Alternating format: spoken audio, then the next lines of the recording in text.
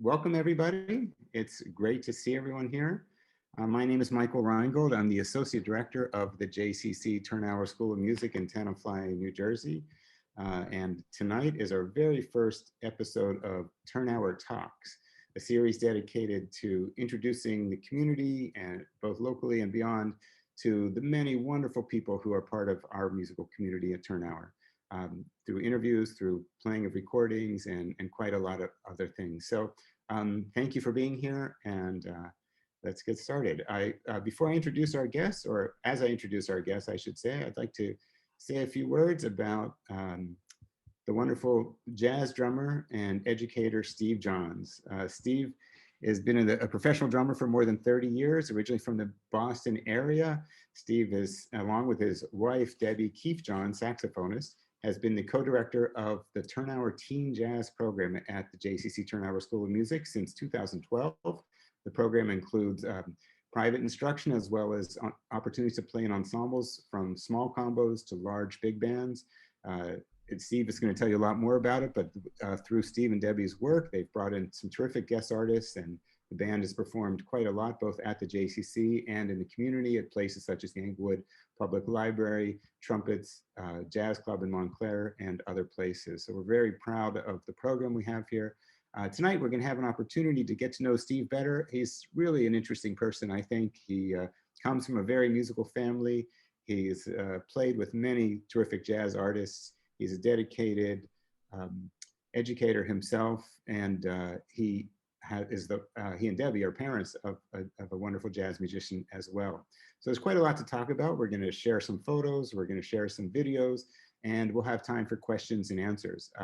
So the way we'll handle questions and answers, just so you know, we'll have a chance to, you can put your questions in the chat, but we're going to save those till about 45 minutes into the program. I'll have a discussion with Steve, and then we'll have, you can either put your questions in the chat, or you can sort of raise your hand and we can unmute you for that. But we ask until then that you just stay muted, and you're welcome, if you wish, to block your video if you prefer not to be seen. So with that, please join me in welcoming Steve Johns who's live here in Englewood, New Jersey. Thank you, Michael. It's a Good, pleasure good. to be here tonight with you. Great, great. Thanks Well, everybody for coming out. yeah. Well, Steve, I just want to say on behalf of all of us at Thurnauer, what a pleasure it's been to get to know you and Debbie, and to witness and hear the wonderful music making that you guys have done, that you guys have enabled for the lucky students in our school. And we really appreciate all the hard work and dedication you've shown to making the program be what it is and what it's become. So I'd like to ask you a few questions about, and I should mention we have some surprise guests, everybody, so be sure to stick around to hear that. I'd like to start off, Steve, by asking you about, we are a community music school, and so, from the educational side, how did you first get into playing drums? Tell us a little about your childhood and your musical side. Well, I started playing the drums at 9 years old. My mother, Goldie, got a set of mica swingline drums for me, red sparkle. I don't know where they are right now, but but before that, I come from a musical family, and one of the families, was the Robert, Tyler, and Franny. My aunt Franny and Uncle Robert, very musical, and I think they're here tonight. And my aunt played the drums, and when we would go over there, like I think for Christmas and stuff, this cocktail drum was in the basement.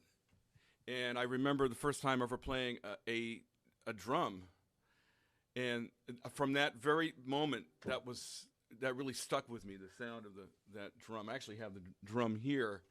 I might bring it over to show it to you later. But it's a cocktail drum that Robert Franny used to use in their Storm Trio, I think it was called, in Boston. And a cocktail drum is something that you use because of space. And it was a red drum from 1957, and it's kind of like in disrepair right now. I think somebody cut it in half one time. But that was a real inspiration to grow up in a family like with my mother Goldie is this composer, and her brothers, Tom Tyler, um, Robert Tyler, magnificent piano player, saxophone player, multi instrumental, and then my uncle Jimmy Tyler, who really is one of a big force on saxophones. Hmm. Very kind of underrated, and I always felt that it was way over underrated, and I always was always kind of like championing him to be known. Well, So I would always ask. we're gonna play some of his music a little later. So I have to say, thanks to you, I've been introduced to his music, and it really is wonderful. So you really grew up in a musical family. Your mom was a songwriter. You had uncles who played saxophone, aunt who played drums. I mean, that's really wonderful. I know an Yeah, aunt that played drums. That's yeah, that's so cool. And she right, plays a right. mean brush. It is one of those things, isn't it, that especially a generation ago or so, drums was much more played by men than women. Is that, especially in jazz? Would you say that that's Well, true? yeah, I think in general, I think um, you know until recently, before that in the early days, I think it was kind of a male dominated Yeah. field, and then they would have some kind of I guess would say token women orchestras that would play in clubs and stuff like that. I Uh-huh. don't like to use the Uh-huh. word token. I come a better word Right, maybe, right, right. But but that's great. So, just and then you know. how did you, from there, you had the inspiration. How did you start taking lessons, and what were your opportunities in school? And, as Oh, you, I first, I was in my junior high school concert band. That was like the first time I played and read music and started learning. And then I kind of got interested coming down to New York and staying at my uncle's house back in the early '70s. He would take me to the music stores down on 48th Street and walk around, and I'd get some drum books and try to figure out, is this something I want to do? Hmm. And but my uncle Robert was tied very heavily to education, and he taught in the Burlington public school system, taught choral music, I believe. Uh-huh. Uh-huh. And also my cousins, Carol Ann, she's here. Hi, Carol. She's a wonderful musician and a trumpet player, and so I always admired my cousins because they were so talented. I felt like I was the least talented one of it. Wow. Why am I doing this? I mean, I That's, got my cousin Linda could uh-huh. play a mean flute and sing the blues really good, and my little cousin Guy became a world class double contrabass player and played in orchestra St. Luke's Uh-huh. and I think Wow. New And York. did you guys ever gather as a family and play music together? Oh yeah, that would be how I really kind of cut my teeth and kind of played a little bit when I was young. Robert would have a backyard jam session every July 4th Oh, wow. and shoot off firecrackers. Imagine that's something you look forward to each year, I imagine, huh? The firecrackers. The firecrackers, especially. Right, right, right. I was like, what family has blocks of firecrackers in the backyard and a jam session? Well, That's we really happen. cool. Wait, where do I have it? I have a photo of you from back as a kid. Here, I'm going to That's show you. 11 years old. That's yeah. Yeah, yeah, Show the photo. here it comes. Hold on one second. I'm going to share this with the crowd. Can you tell us a little bit about who's in this photo? Well, Is that's that? Tom Kennedy on alto. He lived around the corner from us in Natick, Uh-huh. and I admired him because he was like one of the only people in my neighborhood that actually was a professional musician, and I would go over his house and he'd play some records or something like that. But I never really, I didn't play in that band there. That's just I was sitting in at on a wedding. Uh-huh. Uh-huh. Nice. And you look like you have pretty good form there for your age, I huh? did. I think I look pretty cool.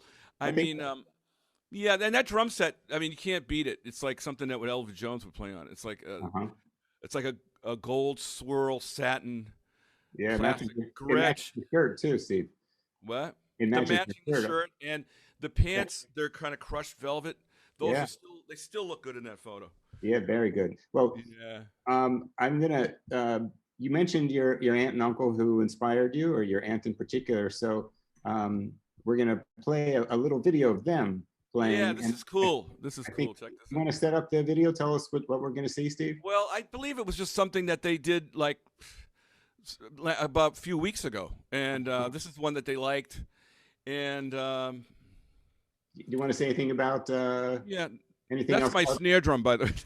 Okay, No, it's Franny's, and I know they're gonna play. I think I'm not sure what, I can't remember the name of the song, like what they're gonna play, but they just kind of make these videos and put them up. well, They're let's like watch. quarantini videos that they did. I think you know, this is an interview with a musician after all, so let's listen to some music. Mm-hmm.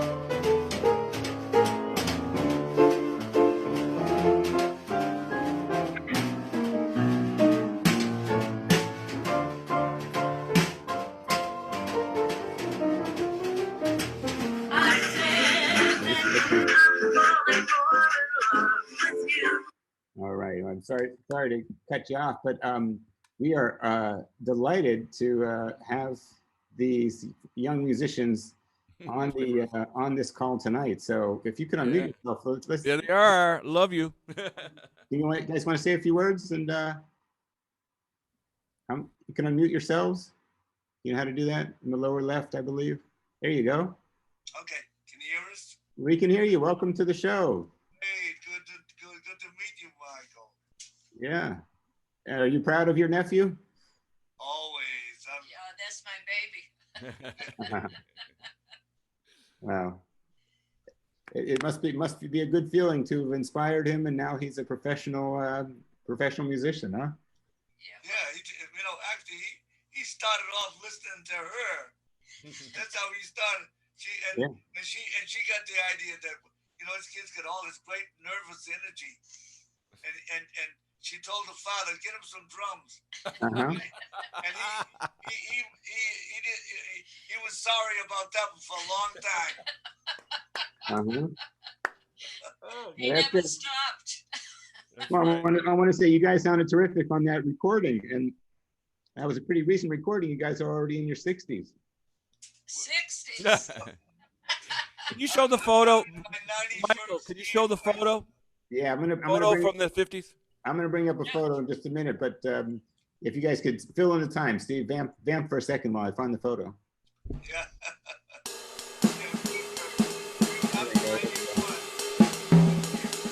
There we go. All right. Here's a photo of you guys back a few years ago.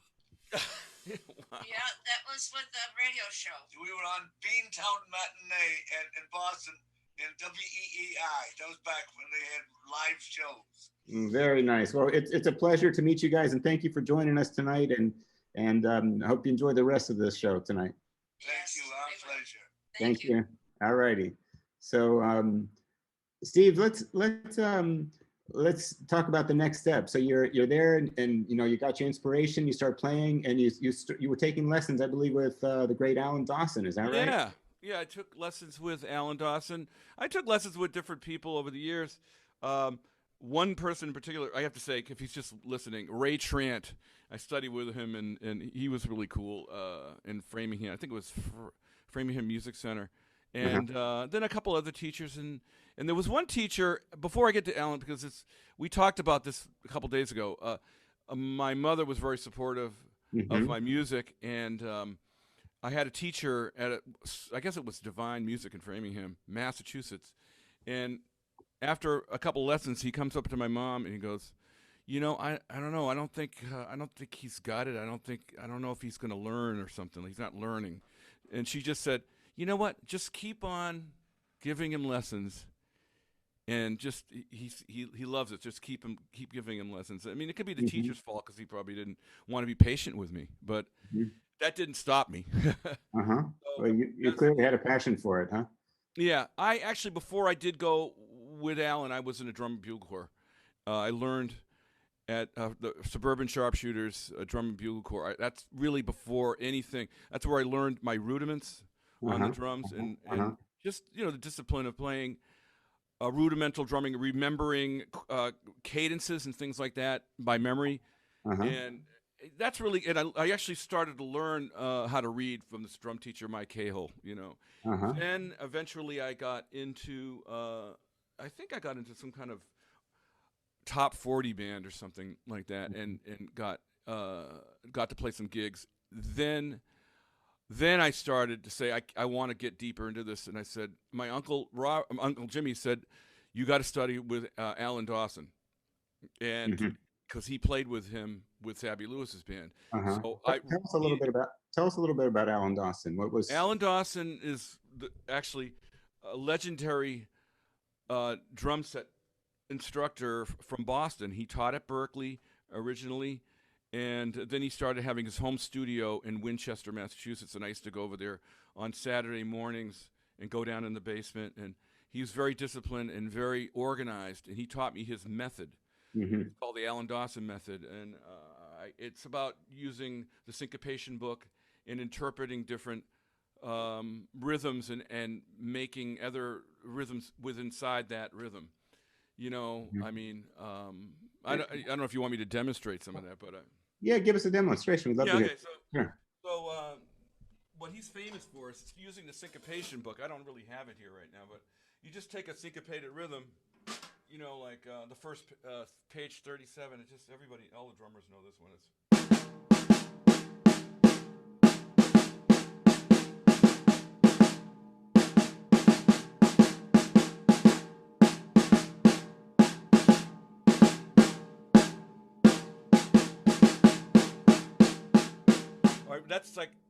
that's the page. I kind of have it memorized. So what you would do is you would take that rhythm and put it on the bass drum.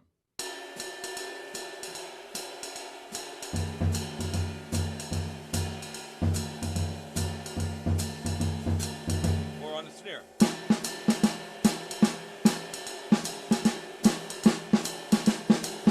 Or play, break it up. They're tied eighth notes and quarter notes, and eighth notes are short, quarter notes are long. So, you know, long, short, long, short. So put all the long notes on the bass drum. So.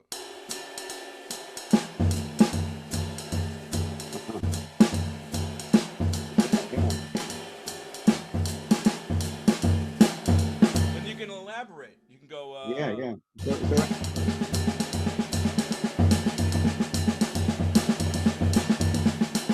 Or you can add the hi-hat.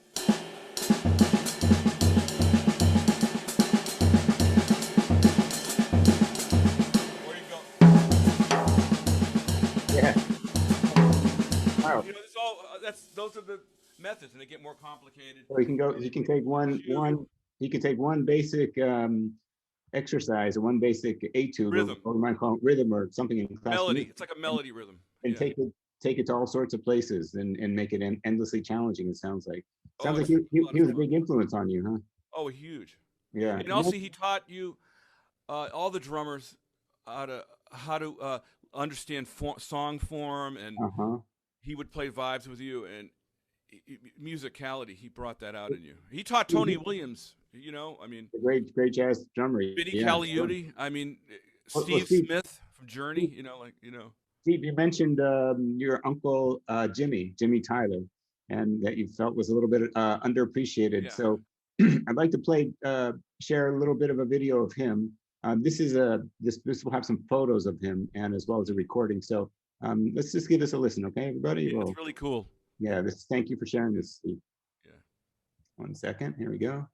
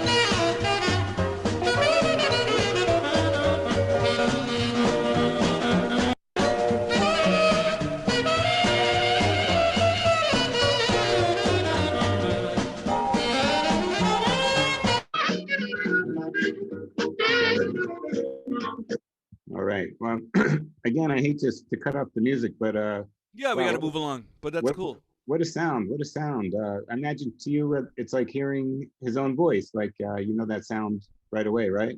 Of course. Yeah. You know, he had a lot of people in his bands after he left Sabby Lewis. Uh-huh. Well, he played in that orchestra with Paul Gonzalez from the. Oh yeah. They were best friends. Paul Gonzalez who played Duke Ellington for many years, right? Yeah, and I don't know if I'm sure if even Carol remembers that did he ever come over to Pembroke Street? Paul, of course he did, right? I mean, he must have, because that was Jimmy's house. So,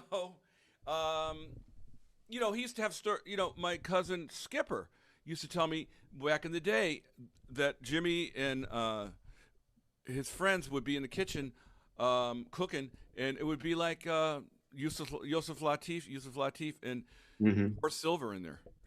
Wow. You know, like it was really cool to grow up around all that kind of stuff. Yeah, yeah. So I didn't even know it at the time. You know, well, you thought that was normal until you realized that not everybody had such a musical family. So that's a wonderful thing, Steve. And you know, what is it about playing the drums that you love? I mean, we have a lot of students in our school, and they, whatever instrument they play, it's often nice to hear from them in their own voice. What do they love about their instrument? So, what do you love about the drums? I think I just felt that it felt like it was me. It just felt like I could relate to it. You know, I tried trumpet and at 8 years old, and I just couldn't get with just whole notes and half notes. Start out with. But what do you love about it now, though? As a drums? Yeah. Or playing jazz. Well, yeah. I mean, I feel like it's for me. It's like riding a bicycle. You know, I mean, I love creating the rhythms. I like the energy that I can put into a band. You know, I just, I like the cymbals. I always like cymbals. I like different kinds. The sounds, snare drums. I mean, I got 100 snare drums in the house here.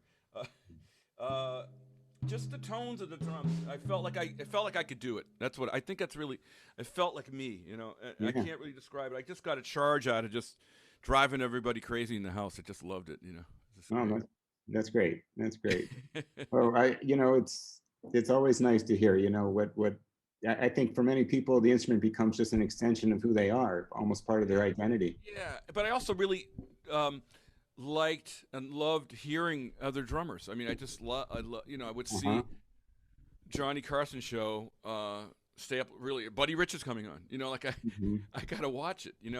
And I was just thrilled by that. And then I saw um, the movie The Gene Krupa Story, Mm-hmm. which is still like it's a wonderful movie with Sal Mineo.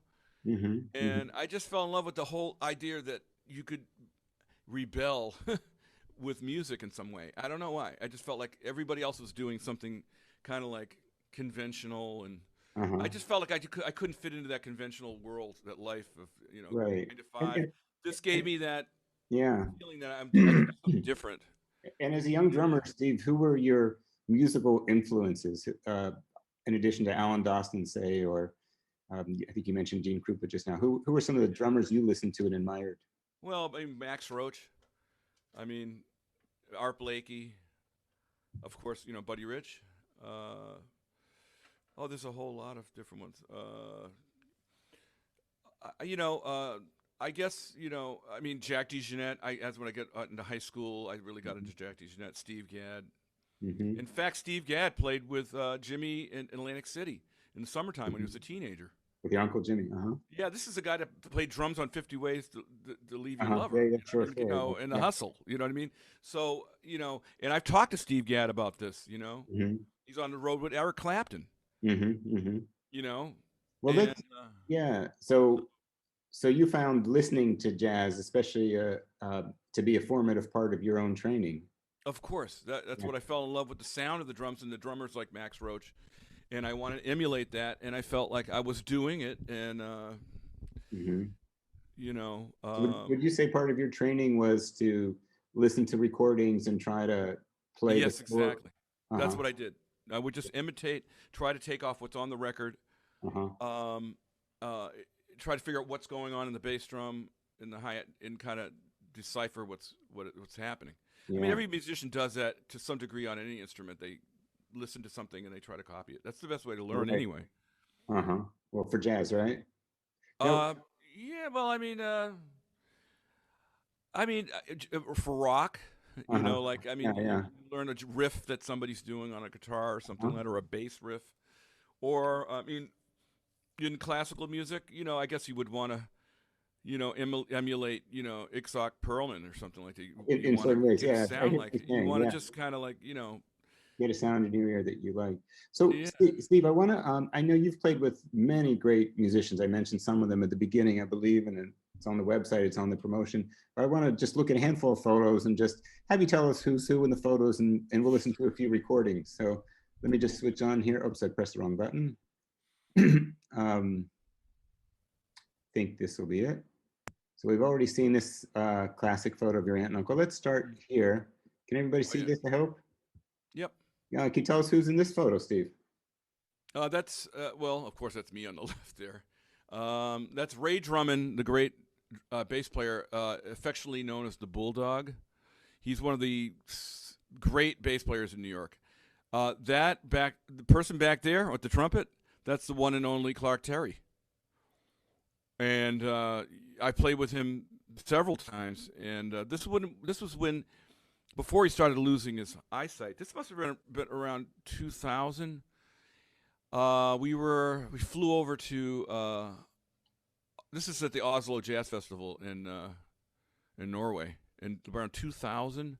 Mm-hmm. That's Vanessa Rubin, the vocalist right there, fantastic, wonderful singer, and the late great. I mean, sure, Clark's a late great, but James Williams left us at kind of a young age. He was one of the great piano players, James Williams. Yeah, and he's also he started his career off in Boston too. Mm-hmm. Mm-hmm. Playing at the Jazz Workshop with being House Rhythm Section with Alan Dawson. I'd like to mention that I don't know, I forget how many years ago, but we were blessed at Thurnauer to have Clark Terry do a workshop with our students and perform with them and get to meet him. He was really, really special person. He's a wonderful person. Yeah. I mean, I just love Clark, and he. Okay. And who do we have here, Steve? This is a well, it's the Billy Taylor trio right there. Billy on piano, my boss. Chip Jackson on bass, my good friend on bass, and that's me on drums, and the legendary vibraphone player, one of the creators of modern jazz, bebop. He came up in the beginning of it. That's Milt Jackson. Bags. Mm-hmm. And Billy Taylor, you played with for years, including time at Lincoln Center, right? I mean, 5 years. Kennedy Center. Yeah, we had like a residency at the Kennedy Center for 5 years. And can you tell us about your time with Billy Taylor? Billy was fantastic. You know, I years ago we moved from Brooklyn to the Bronx in Riverdale, and we lived in a nice area in Riverdale in the Bronx. I call it the Beverly Hills of the Bronx. Mm-hmm. Billy lived around the corner, and I would see him now and then around town, and I expressed interest in like wanting to do it, to play. Carl Allen, the great drummer, was working with him then, and I would go down and see them play at like Fat Tuesdays in the city. And then one day, Carl Allen calls me up and he says, "Can you make a date at the Metropolitan Museum of Art?" And I said, "Yeah, sure, I can do it." And he says, "Well, you got the gig, and you got to be there at like 2:30, and the guest is going to be Milt Jackson." So I show up. I go downstairs and down underneath the mat, and they take my drums upstairs, and I wheel onto the stage there. And Milt's setting up he's not setting his vibes, kind of tune, getting everything ready. And there's a guy on the floor painting on the floor, and it was Leroy Neiman. Oh wow! Painting Billy and Milt, and that was my first gig with Billy. And then I guess the gig went pretty good because Billy called me up like 2 days later and says, "Listen, I want to see if you can make a few dates." And I sat there on the phone. Like an hour went by, and I had filled up the entire year with dates. Wow! I had like 50 gigs.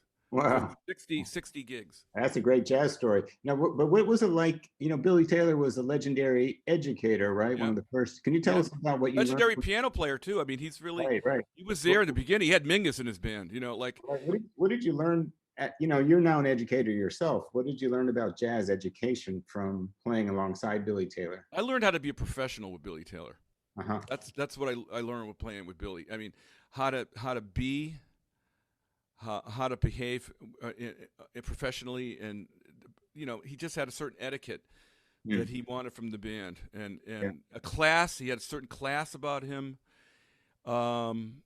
He was a wonderful speaker. Like when he talked to the audience, it was amazing. And his piano playing, he wanted a certain thing from me. He wanted me to play a certain way behind him. I learned how to play with him, and he played it with a different kind of setup. If you notice on TV there, he's playing with his back towards us, which is kind of like the Oscar Peterson setup, and with the bass in between. That's so he can hear us better than if he was on the other side of the piano with us way at, Right. So that's the setup. I always felt a little uncomfortable with that setup because I wanted to see him and have him see me, But I just, we had a wonderful time playing, and we traveled all over the United States, and we did play it sometimes out of the country. We went to Cuba once, and we went to Italy. We played the Pescara. Well, a lot of people might remember Billy Taylor from CBS Sunday Morning. Exactly. Do something about jazz. Sunday Look at morning. another photo. How about this photo, Steve? Oh, I never see. Who are these people? Well, of course, that is Daryl's mom right there on saxophone. Debbie Keefe-Johns, a wonderful saxophone player, and we have been together since I can't remember. I think we grew up together. That's I can't remember life without Debbie, So, and that is my son over there, Daryl Johns, must have been about on bass. That's when we kind of first started the program. He must have been about 16 or 17. Yeah. And that the person in the middle is legendary trumpet player Jimmy Owens. Yeah, well, who was our first guest at the Teen Town. You and Debbie have definitely brought some terrific musicians as guest artists to the Teen Town program, and we're very grateful. Do you want to mention some of the few? You just mentioned Well, Jimmy I Owens? could just say Jimmy Owens. Just say one more thing. I said Jimmy. Actually, I met Jimmy Owens in Boston when I was in high school. I was in not in Boston. I met him in New York on one of my uncle's gigs, Jimmy Tyler's gig. He was on the gig. It was kind of a big band. Slide Hampton was on it, and this thing about this generation of orchestra is that they didn't have any charts. They were playing a big hotel. By charts, you no mean charts. written out No, music. it was a whole like big band. But no by charts. I mean written out sheet. You want to explain what charts? They didn't have any charts. Yeah, sheet music. So this is like a traditional. It's like a riffing band. They knew how to riff. Nice. So somebody would play a tune. They knew how to. Because Slide Hampton is one of the great arrangers. They could just sit back there and throw a part in behind something. They just knew how to do it. You know, that's great ears they must have. But you've also had Jimmy Owens. Who else have you brought to Teen Town over the years? We brought. I don't want to leave anybody out. Well, of course, Larry Coryell. We brought him up there to do the gala, and we had a great time with him. We've had Bernie Williams from the Williams. I guess 5-time All-Star Yankees. Sorry about everybody in Boston, but yeah, we had Bernie Williams, and who else? A vibraphone player. Oh yeah, Bill Ware was a guest. Great, yeah. He played with Steely Dan. He's a great. He also played with the Jazz Passengers with guest Debbie Harris. I think it's Debbie Harris. Bob DeVoe. I don't think we had Bob DeVoe on. Okay. I don't think so. We had Timothy Newman as a guest. Sure. I'm leaving somebody out. I know I am. Oh, that's okay. We'll come back to it. Yeah. If you remember. Let's look at another photo. Oh yeah. This is an older photo. Who we have here, Steve? Well, that's Jimmy Tyler, my uncle. Your uncle? And I believe this is in the bottom. I think it might be. Maybe my Uncle Robert would know. But this is. I got a feeling this was in the basement of the Apollo Theater. Because that's Sugar Ray or Sonny Liston. I'm not. I think it's Sugar Ray Robinson. He was the one. They put his name on the big band, the Sugar Ray's Apollo big band. And my uncle was in that big band with Benny Golson, because Benny told me this. Benny Golson and Gigi Rice, they were in the band. And if you see right there's somebody by the name of Mel Lewis. I mean, not Mel Lewis. Mel Torme. Yeah, right there. Singer. That's young Mel Torme. Yeah. And I play with James Torme, and he's seen this picture, his son. And I think my uncle has his arm around, I think that's Sarah Vaughan. That's a great picture, Steve. And he has his neck strap on, and I think that might be Ella Fitzgerald all the way to the left. And this is the great Billy Eckstine, right? That's Mr. B in the middle. It's his birthday party. He's one of the people that kind of started the bebop big band. He had Charlie Parker in the band. Dizzy Gillespie were in his band. Yeah. I believe maybe Dizzy wasn't in his band. I don't think. Yeah, and here we have more recent photos, Steve. That's in Switzerland. That's in Lausanne, Switzerland, in the French part of the Switzerland. That's for a Swiss radio. That's Steve Kuhn on piano. Great. And then finally, Aidan O'Donnell on bass. That was Aidan O'Donnell on bass. I got it. Yeah. That's my family. That's my beautiful family. End up with, yeah. Well, we're going to hear from them in a minute. So that was just a little quick trip down photo memory lane. And welcome to Brian. Hi, Brian. Nice to see you. Is that Glassman? Okay. Yes, he is. One of our faculty. Let's talk a little bit about, we could talk forever about the musicians you've played with. And we got a little taste of it just from those photos, and we can watch a video too. But I want to make sure we talk about the Thurnauer Teen Town Jazz program. And you've been dedicated to jazz education for a long time. I know you've taught at summer festivals. You're also teaching at Montclair State, and you had years of experience with jazz education with Billy Taylor. Tell us about specifically what you and Debbie have created at the Thurnauer School of Music, the Thurnauer Teen Town Jazz program. How did it get started? What's the teaching philosophy? Where did the name come from? The name Teen Town comes from, actually, I think it comes from a doo-wop radio program up from Detroit. But I think Teen Town, we got it from listening to a Weather Report with Jocko's tune, Teen Town. And that we actually do play that tune. So it just popped in our heads. Let's call it Teen Town Jazz, because Jocko, it's like really cool. because we have teenagers in our program.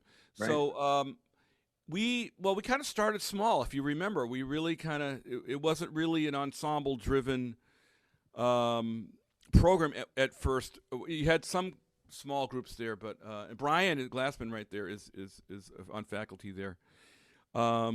We started off with we had two combos, and we have a big band, and basically we bring in charts for the small groups, and the students learn how to play, jazz repertoire. Start simple, like with just the blues, and teach them how to play the progression of the blues, and how to solo over the changes of a blues and other song forms. And we just provide the opportunity for them to really play. And the big band,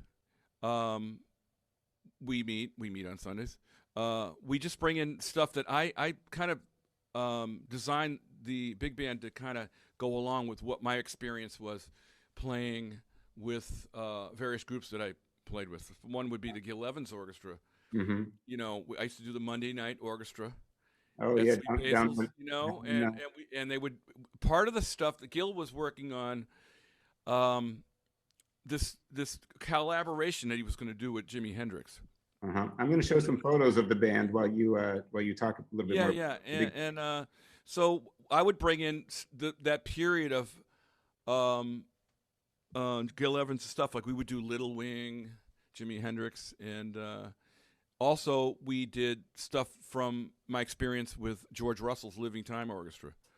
So we did like we would bring in like So What and play like a funk groove over it. And it would be Miles Davis's solo. So they would learn Miles Davis's actual solo on So What. They would play it in unison. Wow.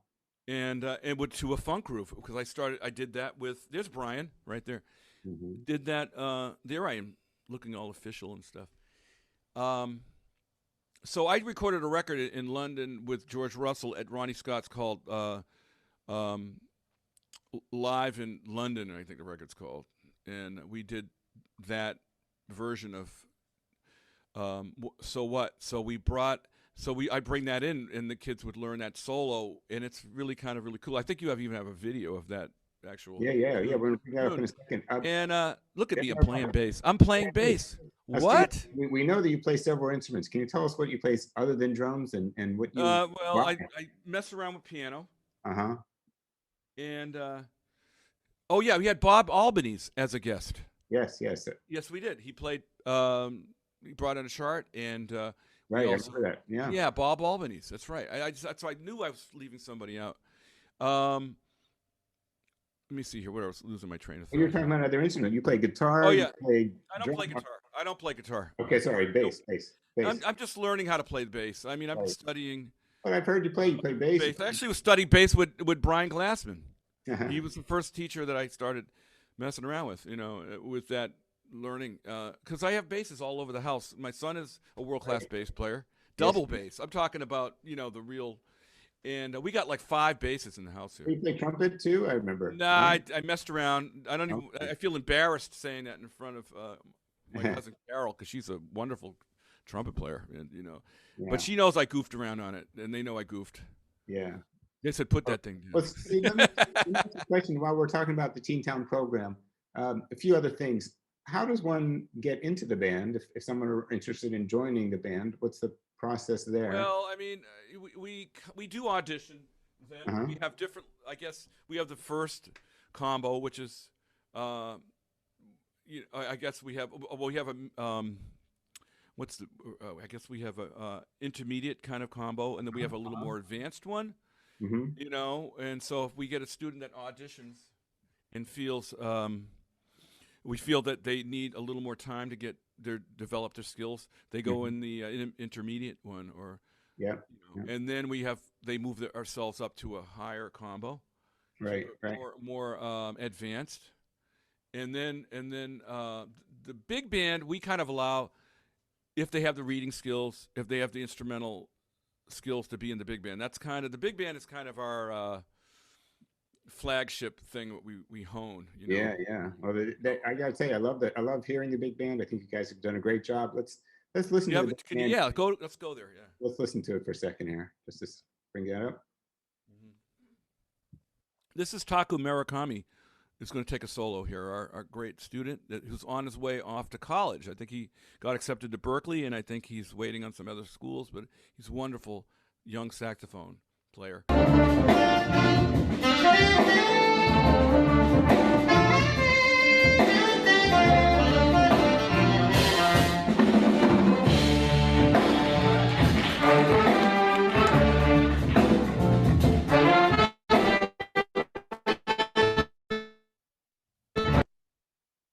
Let me back it up just a bit.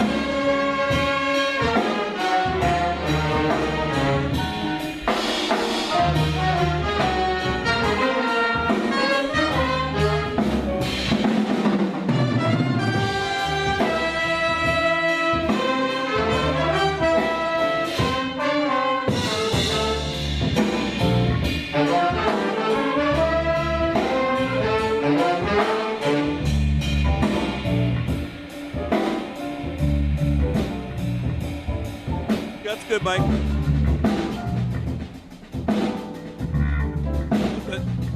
Aren't they swinging, everybody? Yeah. You know what I want to do right now? I want to, because we're getting into time. Oh, yeah. Why don't we have Debbie and Daryl come in and join us here? We'll play a tune. Sure. So, before we do that, could you play the Larry Coryell video real quick? I can play that real quick. We didn't play one video. Yeah, of the great Larry Coryell. Yeah, can you put that on? While we do that, I want to say Steve will be joined by, you can introduce who you'll be joined by, but then we'll have some time for question and answer. If people have your questions, either put them in the chat or get ready to ask them after the music, or do you want to do the music first? No, we'll play music first, and then we'll ask questions. Okay, so give me a second to bring up the Larry Coryell. Yeah, play that, yeah. And I'll be right with you guys. Let me just find it. So many great recordings that Steve sent me in advance that we just can't get to all of them. Yeah, I just want to say we really are thankful, Debbie and I, for taking us on, having us the director of the program, and Yeah. Dorothy Roffman, if she's listening, I want to thank her for Yes, for everybody sure. and Where is that Larry thing? Just give me I thought I had it lined up.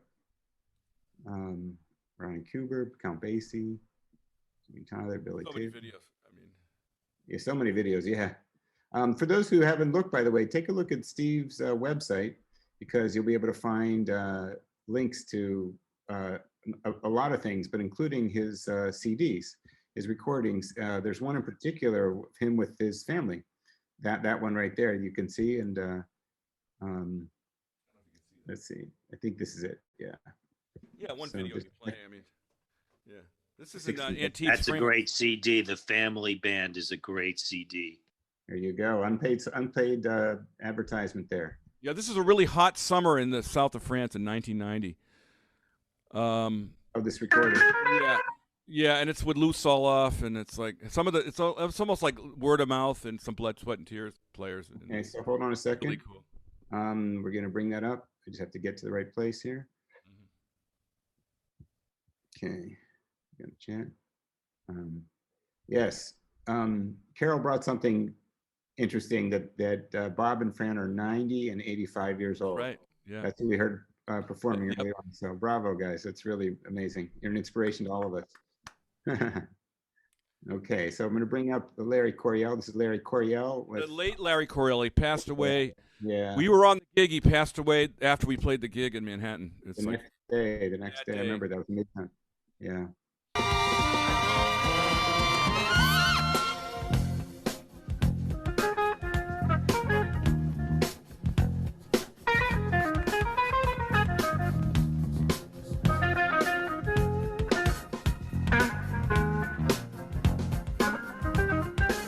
What year was this, Steve? 1990.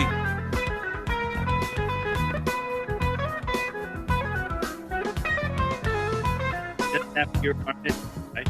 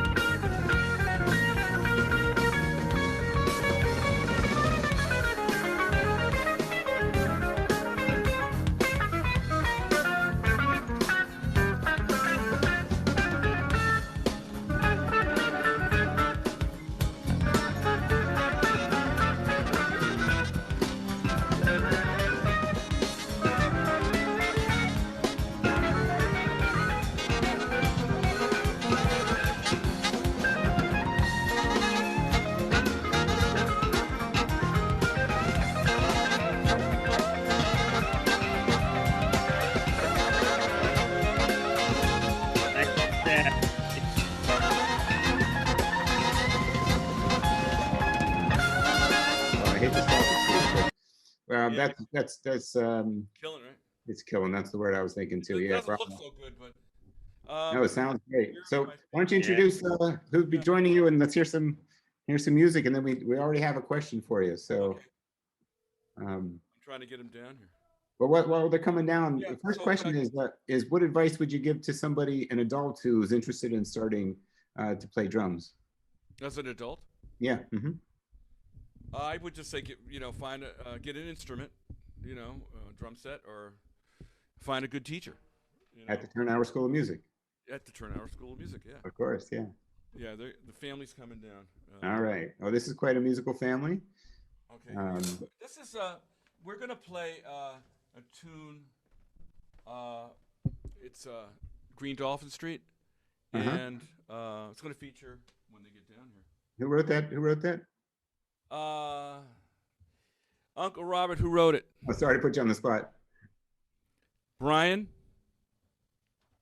I'll get at the end. All right. Dolphin Street, Daryl. This is my son, Daryl. Daryl Johns. It's a movie. Green, perhaps. No, Capers. I think it's Bratislav Capers. Bratislav Keepers. I He think also wrote Invitation too, which is also from a movie. It's from it's a movie. also a movie. You know? All right. Well, introduce. This is say hi to Debbie Keefe Johns here. Hello, Debbie. This is Daryl, and Daryl's just going to be on a Tiny Desk concert. He just Tiny Desk concert On NPR. It's on NPR. You know, Daryl has played with so many players. He's played with Larry Coryell with me. He's played with Macy Gray. He's on one of her records. He also plays with a progressive rock band called the Lemon Twigs. Mm-hmm. And Debbie is a great alto player. She's played with the Mingus Big Band, tenor saxophone. She's played with Diva, the big band. She teaches at the Elizabeth Morrow School also here in Englewood, New Jersey. And we're going to play Green Dolphin Street for you. I hope you enjoy it. Here we go. Ready? 1, 2, 1, 2.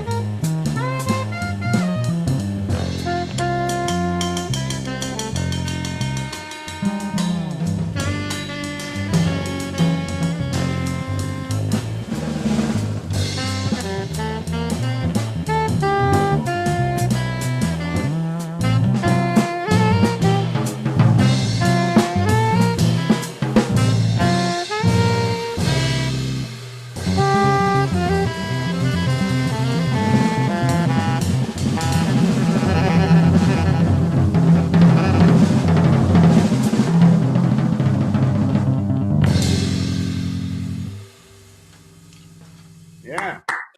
That was fun. We haven't played together as a trio and like at all. I mean, maybe in the summertime we did. We do recording down here and stuff like that. But that's alto. That Debbie's playing is actually one of Jimmy's Yamaha saxophones that my aunt Charlotte gave me when I was down there in Florida, and my uncle Robert has all the really good ones, the Super 20s and the what is it, the 6s? But you have all of Jimmy's saxophones, right, Uncle Robert? Right? What do you got? Can you tell me? Can you unmute and tell me what you got? What do you have? What do you tell? Okay, can you hear me? Yep. I got the first Super 20 that he got from King. He gave me that years and years ago. Mm-hmm. And then after he died, I got his other Super 20. He wasn't playing it. He bought that one to play. And I got that tenor. You got the tenor Super 20. Tenor. Oh no. Tenor, man. It's a cooking thing. What year are those horns? So what year? I have no idea. I don't follow years and thing. I follow notes. That's soulful. I like that. Well, I think you guys, we need a whole different interview evening, whole new show on the whole Tyler family history there. Oh yeah, of course. Sounds like our grandfather, your father, started us all, right? Yeah, my dad taught all the boys sax of woodwinds, because I play all the woodwinds. Wow. And Jimmy played Jimmy started off with a mandolin, and then he started playing the flute and went on to sax. Tom played clarinet, and Mom taught all the girls piano, except Tinky wouldn't learn. She didn't like it. Wow. Yeah. Do any people have questions for Steve, Debbie, or Daryl? Any? You can raise your hand. You can speak up. You can put it in the chat. I have a question. I have a question for Daryl. Daryl, can you tell us about the instrument you're playing? It looks like, you have half of a bass there. Yeah. Where's the bottom half? It's stick bass. It's called electric upright. So it's pretty much like a upright bass. It's just like the fingerboard of an upright bass. Without the body. I like it better these days. I want to exclusively play it. It cuts through more. It sounds somewhere in between like a fretless, like a Jocko kind of sound, and an upright. It's not quite. It's somewhere in the middle between the two of those, but it's very rubber bandy sounding, and it cuts down. It's fun. It's really fun, and yeah, that's pretty much it. Well, Daryl, your dad mentioned Jocko. You mentioned Jocko. Tell the crowd who Jocko was. Oh, Jocko was like. I don't know, like the Jimi Hendrix of bass in a way. I don't even know. I can't really compare. What's his last name? Jaco Pastorius. Jaco Pastorius, yeah. Bass. A little louder, Daryl. Could you put the mic up? Oh, he was a bass. Better, yeah. Bass innovator. Like he really changed the game, especially for like electric bass. Like he really set the bar for upright. And not for upright, for electric. Fretless, right? Well, no, for electric in general. Just although he did the fretless, but after him, everything changed. He died pretty young, didn't he, Daryl? Yeah, he died when he was like in his 30s. Yeah, too many jazz musicians did. Yeah. I have a question for Debbie.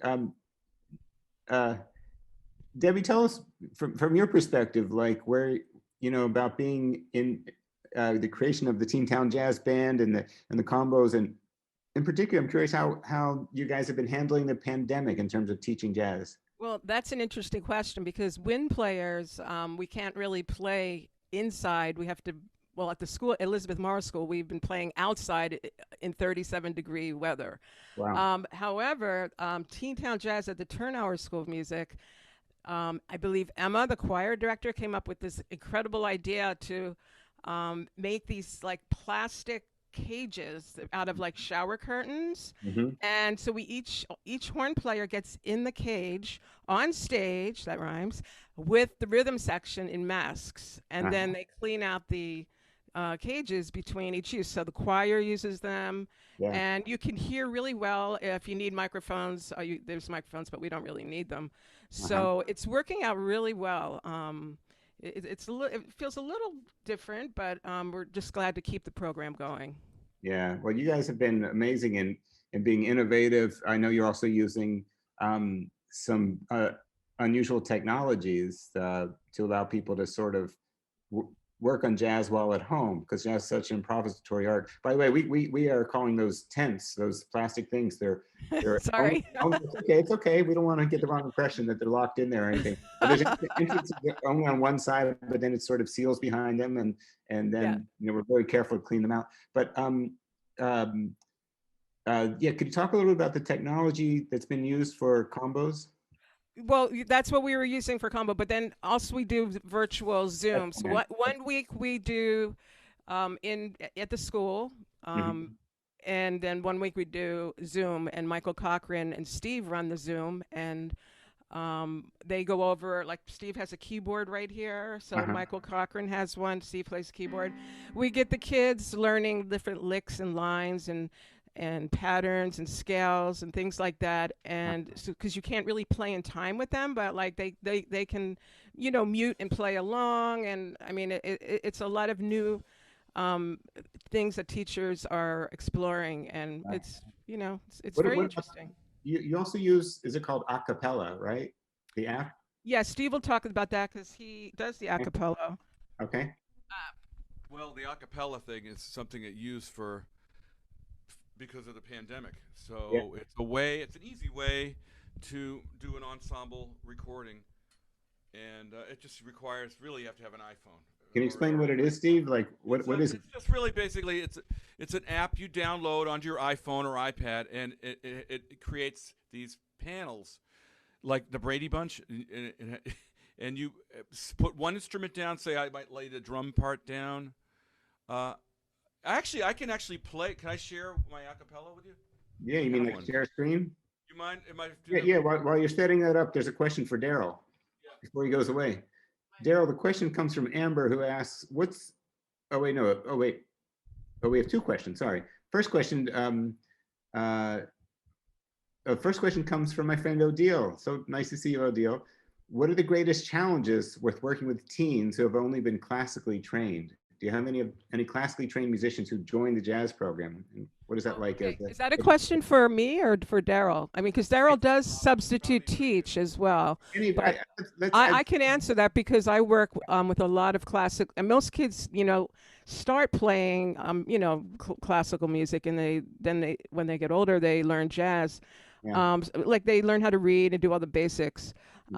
So we had Dylan Ham was playing violin. He's like a young violinist virtuoso. So he played in the saxophone section, and he had such a great ear that just by being in our section with us, he listened, and he was able to improvise by hearing everyone else in the band improvise.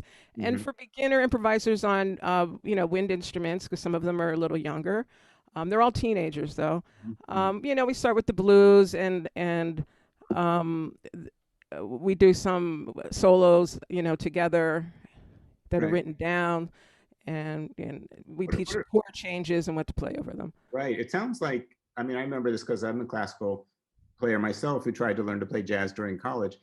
It's very, very challenging. There's a lot of skill. There's the skill set involved to be able to play jazz. Seems so challenging. Maybe could you speak to that a little bit? There's clearly the having a great ear, playing with others, understanding the history. Could you talk about how that works and how you teach that? Well, like I said, we just do, it's trial and error. We right now we have a combo. We don't have the big band this year because I'm sorry, I meant in general, not particularly. Oh, in general. Yeah. We teach it. Sometimes we'll just go up and down the scales of chord changes. There are exercises that we do that relate to the tunes that we pick. And then of course the teachers play as well. So it's not just the students playing. I will play with the saxophone players. Steve will sit down at the drums or at the piano. So they learn by trial and error, a lot of trial and error, and listening to the greats. We do a lot of listening with them. We play, you know, John Coltrane, Charlie Parker, you know, all the greats, Sonny Rollins, Dexter Gordon. Wow. Well, Gadiel Renteria is on the call. Gadiel, could you? Hey, Gadiel. Hi. Can you unmute? Can you show your video and say a few words here? Gadiel was the drummer in our big band for many years. Gadiel, Yeah. say a few words about your experience. I'm sorry to put you on the spot. Gadiel, how are you? I was placed on the spot. Yeah, Improvise. When I got the invite, I was like, yeah, I'm going. I have to. Hi, Gadiel. Gadiel's been with us for many years, and he also has done other jazz programs with me outside of Teen Town. And I see him occasionally at William Patterson University when I go to sub over there. So nice to see you, Gadiel. How are you? Good to see you. I'm doing good. It's good to see you, Brian. Could you It's been a while. Gadiel, could you say a few words about what being in the Teen Town Jazz program was like for you, what it meant for you?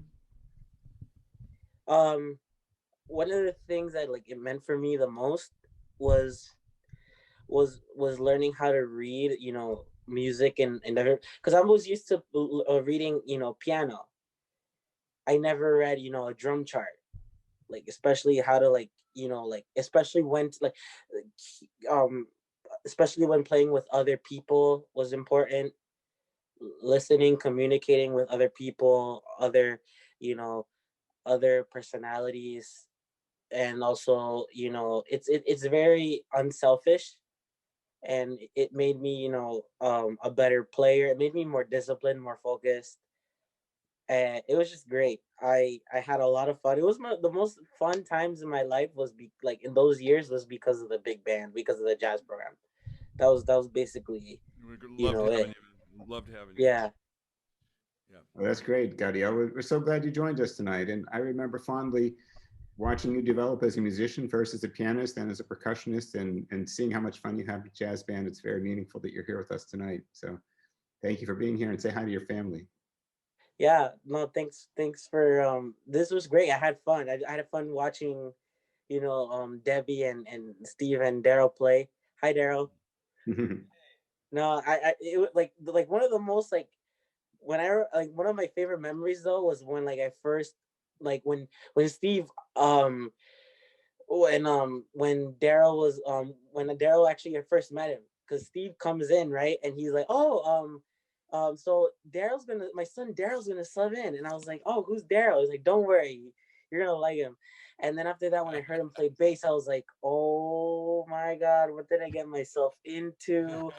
And it made me nervous because I was intimidated.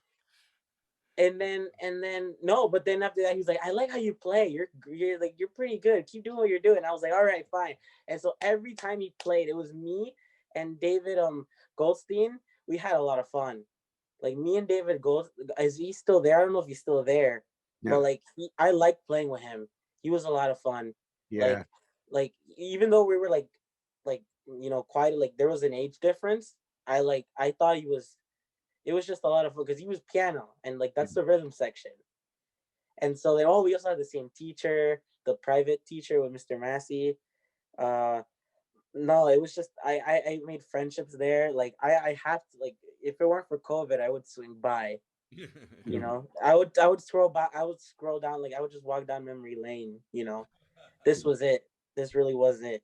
Oh, that's great, Gadiel. Thank you so much. Thanks for being here.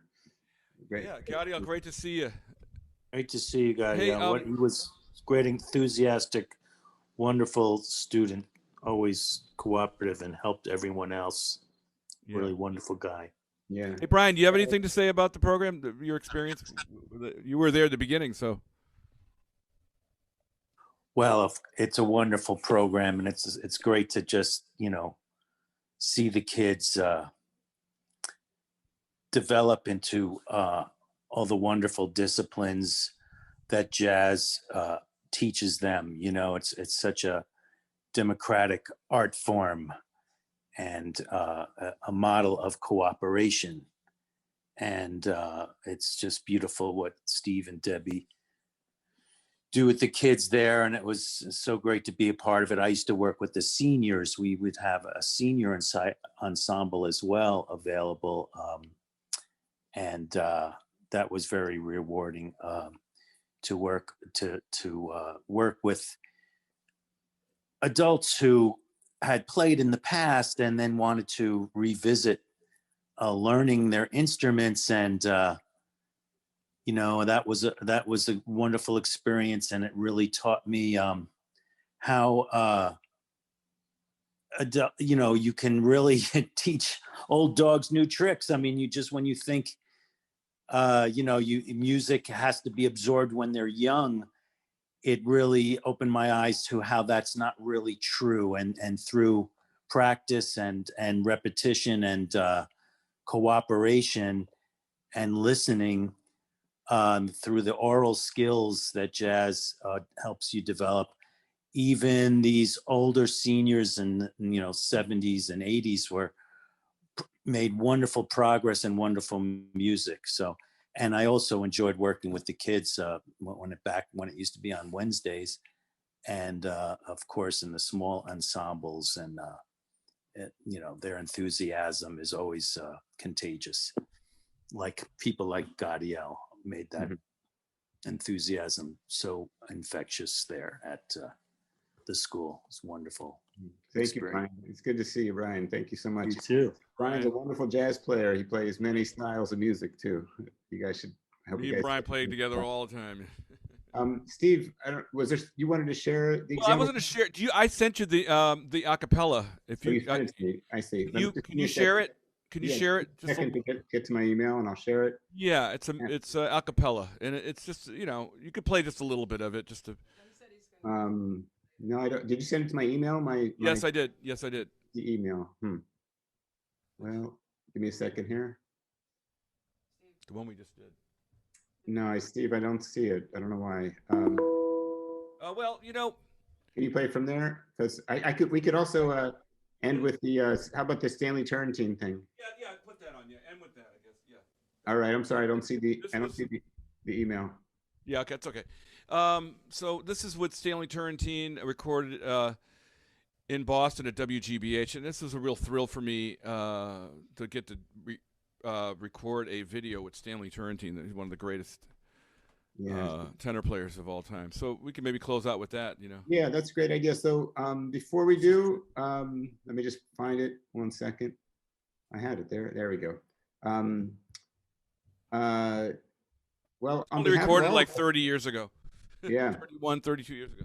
On behalf of all of us at Thurnauer, Dorothy Roffman, the founding director, all of our staff, our whole community, I want to thank Steve as well as Debbie and Daryl for joining us tonight, sharing your personal stories, sharing your music, and most importantly for your dedication to the students in the school and to the music. We feel very lucky to have you as part of our team. And we look forward to post-pandemic times when we could bring the big band back and get swinging a little bit more. Yeah, thanks, Michael, for having us, everybody. And a big thank you to our. Thank you so much for putting this together. My pleasure, Steve. And everybody, thanks for coming. And Steve's relatives who came, especially the aunt and uncle. It's great to have you guys here. So what we want to end with music in our ears. So this is about a 5-minute selection. You feel free. I hope you can stay on for it. This is, as Steve said, this is Steve playing with a great saxophone player, Stanley Turrentine. So just 1 second, bring it Thanks, Michael. Very enjoyable. Thank you, everybody. Thanks for coming. Thank you. We'll have this available as a video, by the way. It'll be on our Facebook page, we hope. And if you feel like sharing with people who weren't able and I want to thank David Siegel also. I want to thank him. He's helped us so much coordinating things for us. I hope maybe he's here. I don't know if he's here or not. He's not here, but I'll make sure he'll see this video. He'll see this video, and I just want to thank you, David. Yeah, he does a ton for the school for sure. And Dorothy Rothman, Dorothy Rothman, of course, our leader. Yep. Okay, so here we go.